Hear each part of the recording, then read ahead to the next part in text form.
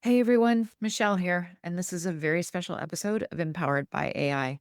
We're celebrating an incredible milestone reached by one of the most innovative voices in the AI space, Sabrina Ramonov, the founder of Blotato. And Sabrina just hit 1 million followers teaching AI for free.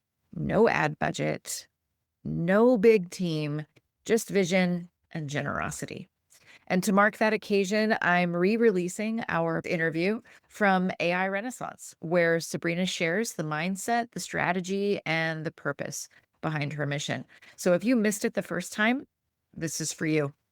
And if you caught it before, it is absolutely worth hearing again because we're going to be supporting her as she shoots for 10 million followers next. All right, tune in.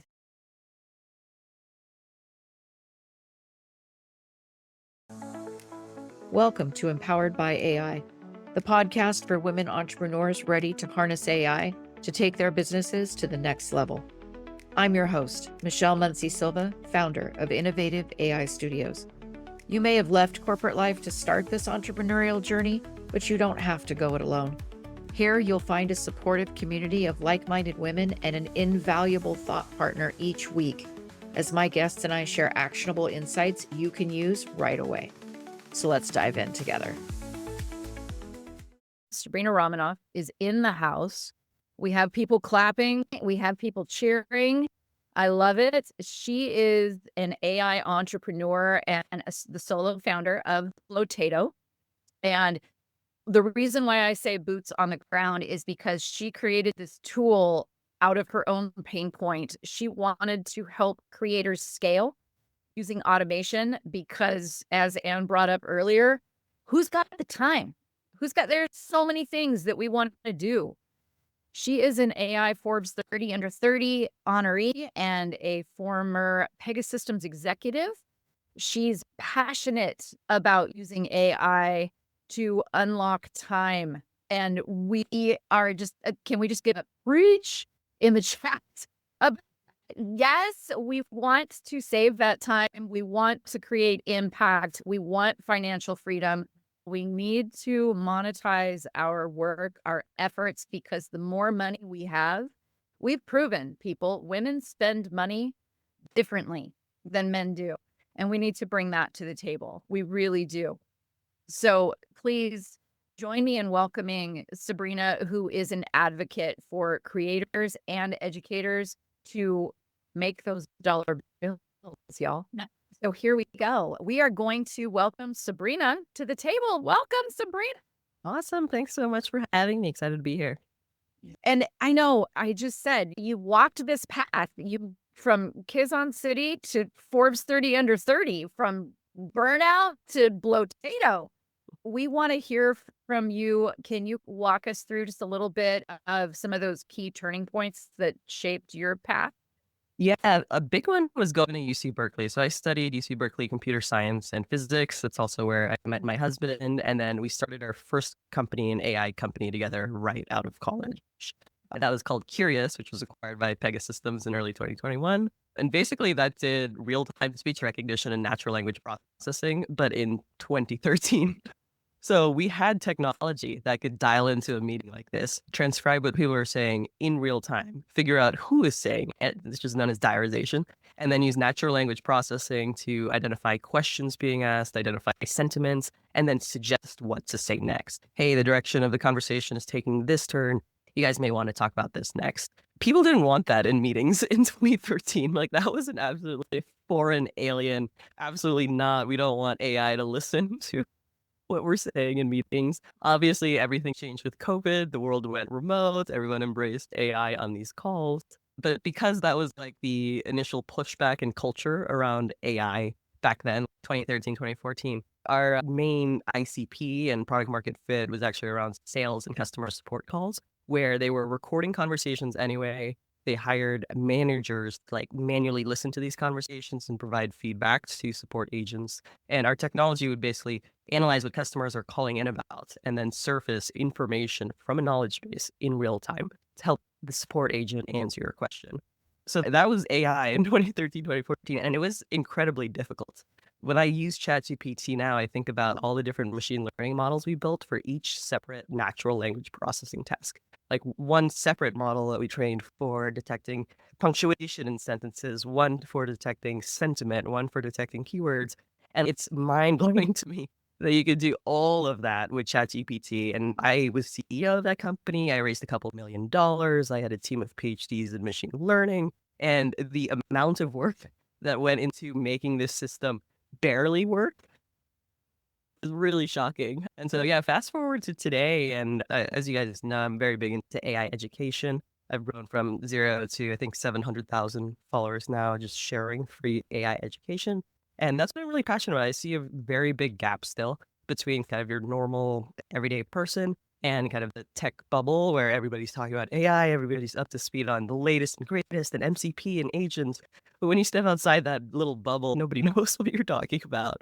Nobody knows how to use this stuff. And honestly, there is a lot of like fear and confusion and FOMO and anxiety, I think, being spread in the media. Whereas a lot of my AI education is around, hey, here's how you can embrace this for yourself. Here's a way to play with this. Here's a way to get a little bit of exposure so you understand what this stuff is. Yeah. And I'm interested in, you just breezed right by this for a second, but you grew from 0 to 500,000 followers in 6 months. That's Yeah, like it's no crazy. small feat, especially solo. So what do you think clicked for you? How did that lead to Blotato? Tell me a little bit about that.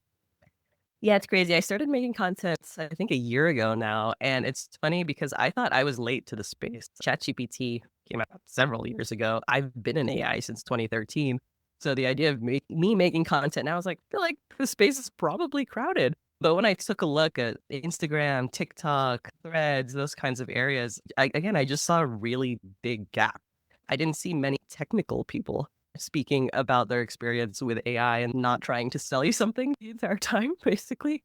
And so I just wanted to fill that gap. And I started making content solo. I'm still solo is the thing that shocks most people. And so every step of kind of the growth curve, I've had to figure out how do I scale myself. And a lot of that has been using AI. Like, what is the combination of AI tools or AI automations that will help me take it to the next level? Because people are shocked. I still don't have a team for any social media. Still don't have a team for Blotato. And I only create content 2 days a week, but I'm able to distribute over 100 pieces of content per week. And that's really the result of using AI and combining it with automation. That is so amazing to me. We had a session earlier on productivity and people coming out of the woodwork, just like resonating with that. My day job is 9 to 5. My passion is from 5 to 9. So they're literally up all night and all day, and they are trying to live their best life, and they're really doing themselves in as they Mhm. do it. And they recognize that, but they don't want to give up that passion. And so I'm wondering, if you're looking back on your early days as a founder, that burnout that you yourself experienced, what would you tell us? You lived it, or you saw that. What would you tell your younger self, I guess I want to say, back then? I think back then I was just chasing money. And we were very lucky. Like when we exited for over $10 million, my husband and I owned most of the company. So we were like very lucky financially. But we just fell into serving a market that I personally didn't find fulfilling or was passionate about. I could rationalize it. Like even today, our technology is used by thousands of support agents, big name health insurers, huge like travel companies that can't say because of NDA, but like top three largest in the US. But it still wasn't fulfilling. When I started creating AI education content and building a community around that, that's when I realized, wow, this is an amazing thing. Like having this sense of purpose, having this Mhm. community of people who also want to learn this and grow. That is what was missing, I think, from my first company to my second. First company really was on it, to be completely honest, just selfish. Like everyone else in Silicon Valley was raising money, building companies, making a lot of money. I wanted to do that. So I can't Mhm. really say that I had a deeper passion or purpose beyond that. Mhm. Again, I was in my 20s. Now, the second time around, it's like when you align like what you're actually passionate about and what feels very authentic to you, like nothing's forced. I don't have to smile before I hop on here and pray that the time passes quickly. Like I can just be myself. That's a huge thing. It was a huge unlock for me in terms of not having to put on a facade all the time, like being aligned with my purpose and everything. And so that's been a huge one, I think, from my first company to my second. And it sounds very like fuzzy and ambiguous, but if you have lived through something similar, like being in a situation where you have to be a certain way, even if it doesn't feel authentic to you. Keep in mind, I was a Filipina tech CEO very young in an environment in Silicon Valley where it's mostly male, mostly white, mostly older. So keep that backstory in mind. But yeah, that's I think the biggest fundamental shift between my first company and my second, just being really true to my values and noticing if I'm getting myself down some rabbit hole that just doesn't feel right.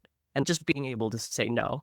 In my first company, I didn't feel I could say no. I felt I had to say yes to every opportunity that came my way because I was nobody. I didn't come from a rich family or anything. If somebody wants to meet, I'm going to say yes. They could have money. They could be an investor, right? Second time around, I'm like, no, I want to choose to surround myself with people who are actually aligned with my values. And that means sometimes saying no to a bunch of opportunities. Yeah. That is one of the things that I think a lot of us take old habits from corporate, from industry, and we show up in these entrepreneurial spaces not even necessarily realizing, "Oh my god, I brought that with me." And that ownership that we all need to learn how to say no occasionally. And Flory, this connects to the presentation we just had. It's like the work that we need to do sometimes to recognize if we're really going to be aligned and we're really going to be living our passion, no needs to become a part of our vocabulary.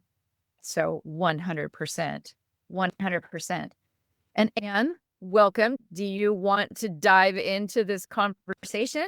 Yes, I do. I wanted to just share like how I resonate with that. I felt like I'm still unlearning.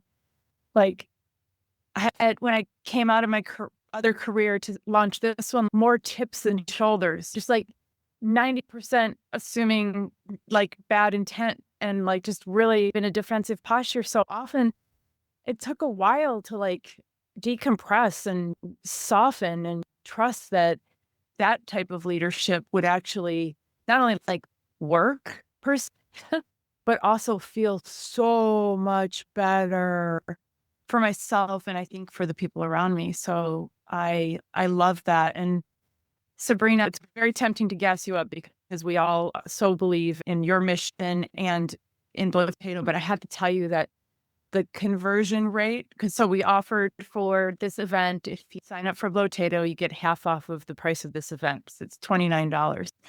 I think by the time the people in the chat sign up for Blotato, which I'm sure they will, I think that the conversion rate will be like 50%.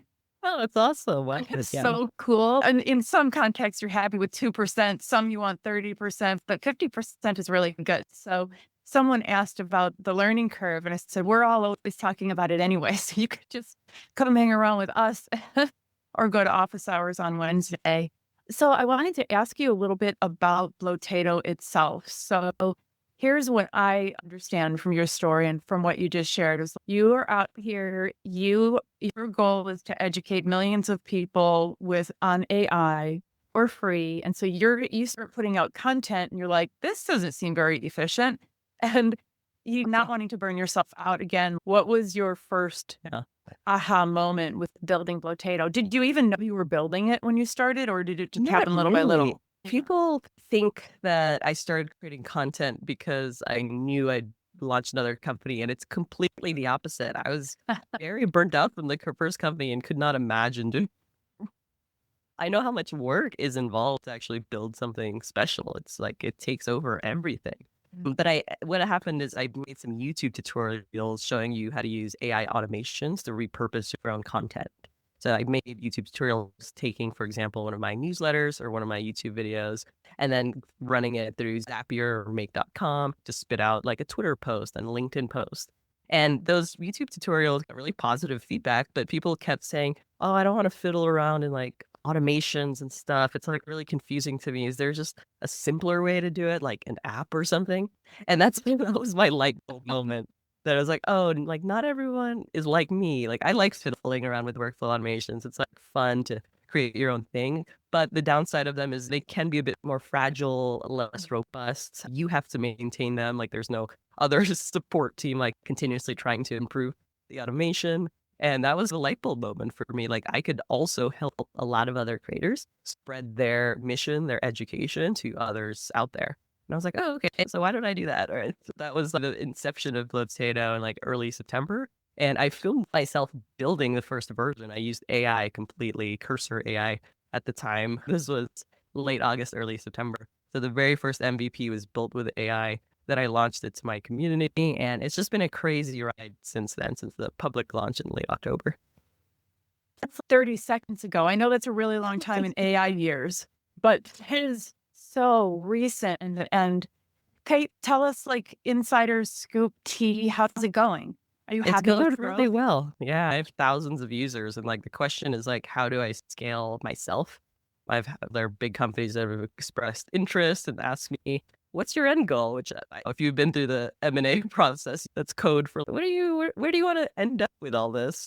And the truth is, I don't really know myself. I think part of this challenge is like, how far can I go solo? Because, like I said, it's fun for me to use AI kind of as it's a forcing function. If I have to do it all myself, I have to figure out how to scale myself.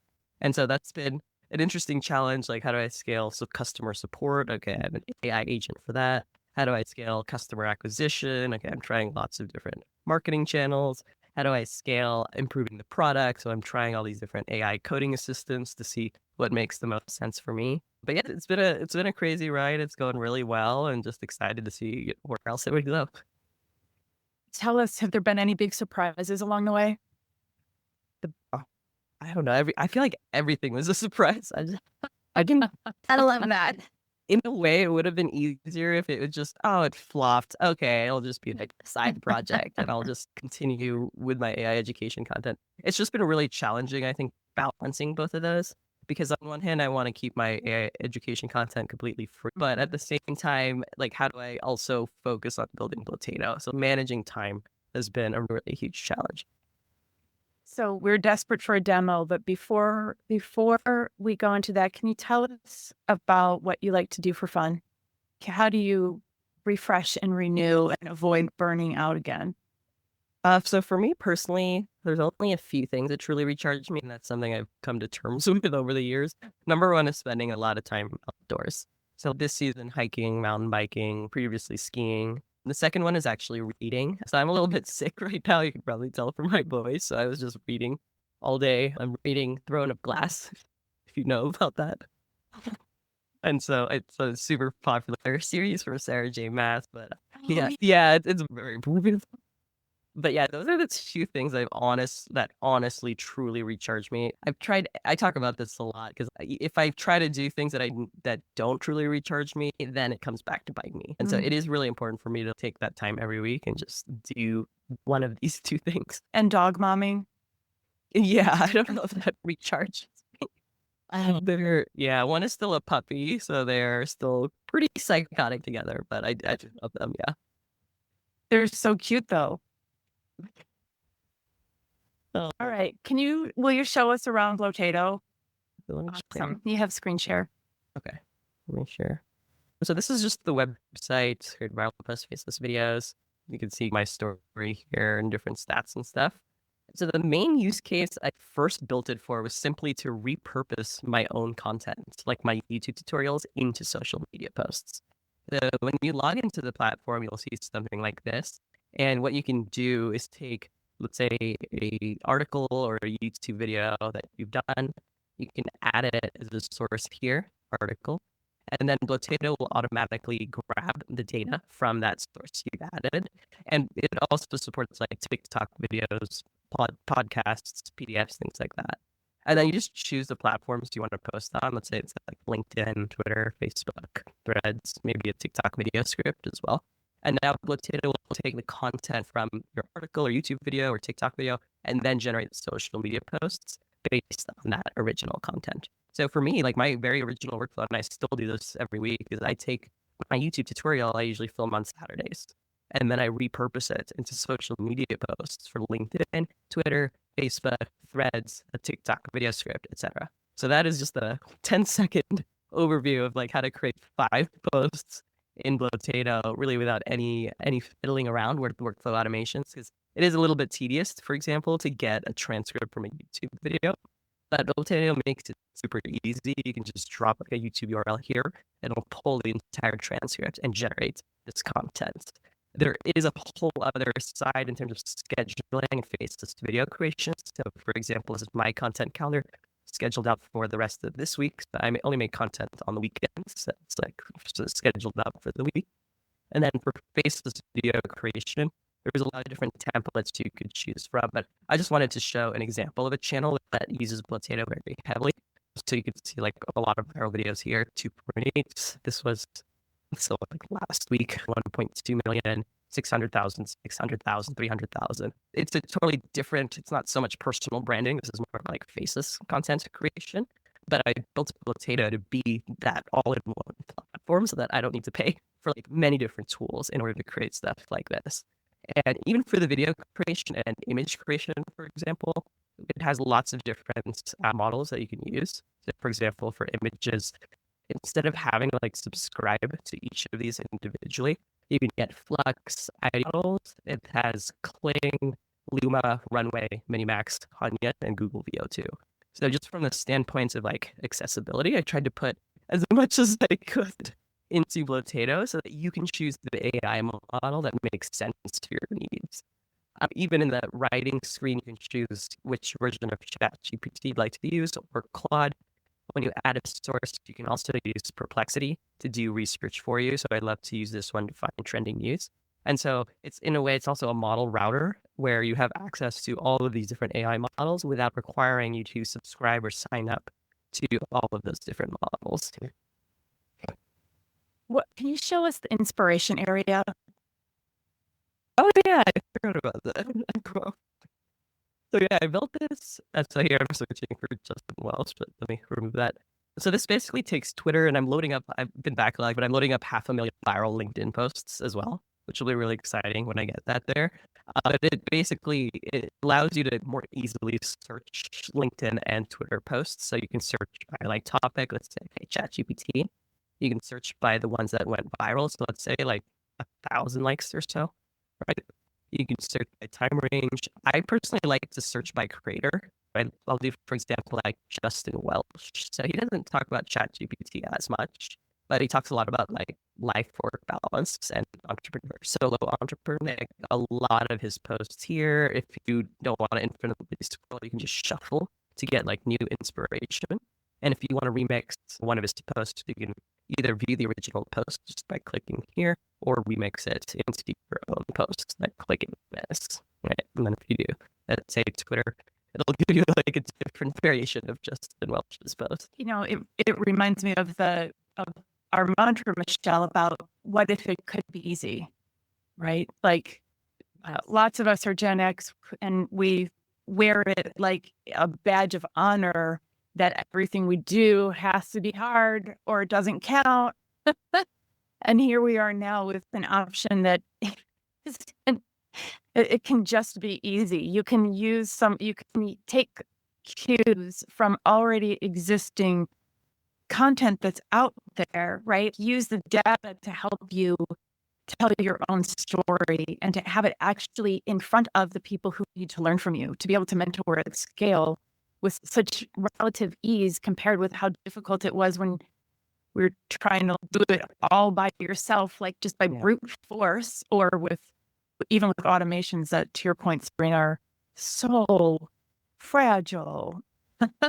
Yeah, and it's a good point, because one of the probably underrated features of Blotato is the guides I built around it. Because I've noticed that a lot of people pay for courses, but still get flustered in terms of they're not sure if they're doing the right thing. Yeah. I hear that often. Oh, I took these courses, I listen to these people, but I still don't know if I'm doing it right. Number one, there's so many right ways to do it. Like, you have to find that path for you. And I know it's challenging in the beginning. Secondly, I've also taken some courses and like they all essentially say the same thing, which is to look at the top performing creators in your niche. And at least in the beginning, not no one's saying forever you have to copy what they do.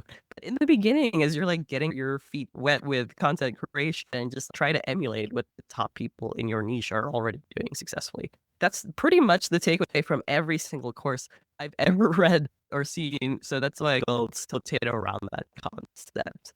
So, for example, there are prompts where you can just put a template of an existing viral post. So here, I think it's literally called template from existing post. So you can insert like one of Justin Welch's posts or whoever it is in your top industry, and it'll create a post similarly structured, but you populate the ideas. I think that's the difference. Like the point isn't to just like copy exactly what the top creators are saying. It's to take their copywriting, like the structure, like the really strong hooks that grab your attention, the CTA that drives you to action, like learning from those things that they've already figured out, but populating it with your unique ideas. So I really have built Blotato around that concept. And like I have best practices playbooks for the major platforms, LinkedIn, TikTok, and Reels, as well as YouTube.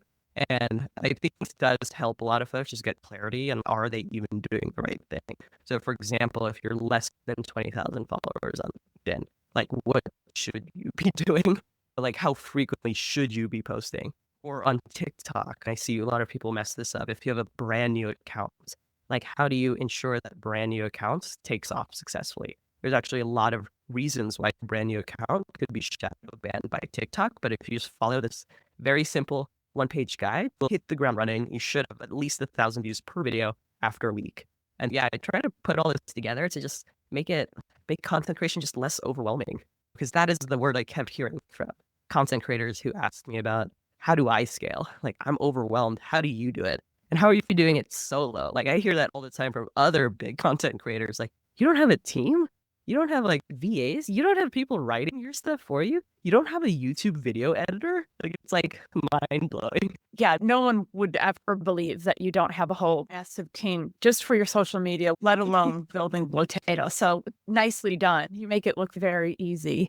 One of the things I like to do with it is put my own stuff in there and not have it remix it, but have it remix it for the other, for the other formats, but not that first post. So like when it goes to LinkedIn first, it'll be exactly what I wrote. And then the other platforms that aren't quite as like active for me, but where I want to have a digital footprint, then it takes it over there, which is just so awesome because typically before Blotato, I just am like so sick of that piece of content. By the time it's done, I don't want to have anything to do. And then I'm supposed to do 75 different things with it. I'm already allergic to it. So that helps a lot. Okay, so we have some questions. One is about how the credits work. How do credits work, Sabrina? Oh, yeah. So credits are only used when you generate AI images or videos. So there's no credit system, for example, to generate like text-based posts or pull in sources or things like that. And you will see the credit cost when you open up the video editor. So I'll bring it back again and share my screen. But yeah, everything is pretty transparent. So you'll always know if you're about to use credits. Let me click on one of these. Let's say I wanted to regenerate this video. You can see the number of credits here that it costs, 210 credits.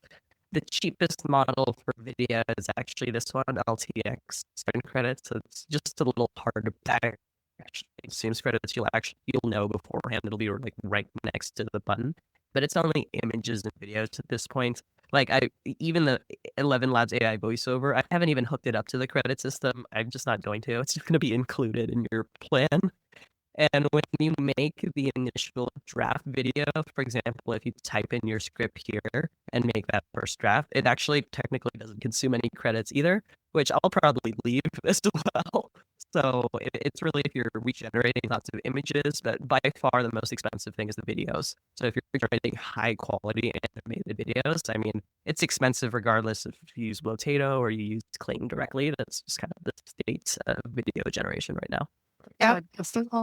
Yeah, because all of you creatives in the room won't relate to this, but for lots and lots of us, we don't even know the artsy words. So when I go into Mid-Journey. I don't know. I don't even see, can't even think of an art word. So Sabrina provided us with the guide so that we can make pretty pictures too. Yeah, it's something I struggle with. I'm not a visual person at all, so I have a lot of trouble describing what I want. So I built this free tool. It's called you can go to tools.sabrina.dev and then it's the generator. But it just basically analyzes like a bunch of best practices and like the keywords that you might use. So if you want like a portrait of someone set in ancient Greece with symbolism like a burning candle, all kinds of like other words like drifting smoke, photographic, things like that. A couple different variations of the prompt, and then use a very cheap AI model, Fluxional, to generate the images. So it's totally free as well. It's just hooked up to my I totally hooked up to my credit card. Let me like click back accidentally. Keywords until you get something that looks good to you. Okay. Oh yeah, I was gonna say, yeah, office hours is definitely one of my favorite times during the week, and I wish I could get more people there. It's been weird, like the number of people at office hours has been constant, even though the user base has been growing, and so I'd love to be able to get more people there, but I really do try to answer whatever questions that come up, even if they're not directly related to Blotato. So people do ask me about like different business ideas, AI coding apps, like any feedback I have. People ask about agents and things like that. And I just try to be helpful again. So I have a lot of new features for Blotato. So this week I'm working on a faceless video API because I have literally seen so many YouTube tutorials where people build these like ridiculous looking make.com end-to-end automations to make a video because they have to call the image generator separately, the video generator separately, the music or AI voiceover separately, and then they have to stitch all the clips together and then burn captions on. And I'm like, it's like 100-step monstrosity that a normal person, like let alone me, I don't even want to touch that. And yeah, but something I'm launching this week is like one API call. You just put in your script, you choose your style, and then you choose a viral template, or you can just start from scratch, and then it just generates everything for you. And you can post to social media. And then next week, I'm working on AI-generated slideshows, which are huge on TikTok, Reels, and Ooh. Pinterest. Yeah, so I'm super excited for that because it's pretty cheap to generate an image for a slideshow. There are AI models fine-tuned for realistic-looking photos, and they're cheap. It's not like a video. A video is fairly expensive, relatively much more expensive than an image to create. And these are going viral. Like TikTok and Reels and Pinterest are all pushing photo slideshows. So for businesses, especially, they're terrific. And then the third feature after all that is white labeling. Like the direction I have for Blotato is to build out these core social media features and then allow businesses to white label and resell it with whatever margin, similar to the Go High Level model. So that's where I'm going with all of it. Wow. Boy, it's going to be like, we're going to be fighting each other over who's going to be the resident, who's white labeling first and starting a new business based on that. What I was going to mention is about the office hours. Everyone who goes to it is so nice. I just think everybody who goes there they're willing to pour into each other, which is sweet. I don't know what it feels like, Sabrina, to be a person who has the women on this call are like badass and we all look up to you so much. And when I realized how young you are, I was like, it's not possible. She has so much talent. So thanks for being an inspiration to us because truth be told, there aren't when you get to a certain point in life and a certain level, for lack of a better word, we run out of mentors. We run out of people to look up to. And a lot of the leaders that we have around us aren't people who we would want to look up to. And so it's really special to have somebody like you in our midst. So thank you for being so generous. I think this community is really special, honestly. That's why I'm here. It's an amazing group of women, and I'm just really excited to be part of it. Thank you for tuning in to Empowered by AI. If today's episode sparked ideas, don't wait. Follow the link in the show notes to visit innovativeaistudio.com and download your free resource created to help you put today's insights into practice. Be sure to subscribe so you don't miss out on future episodes packed with more tips, tools, and inspiring stories. Until next time, stay empowered and keep innovating.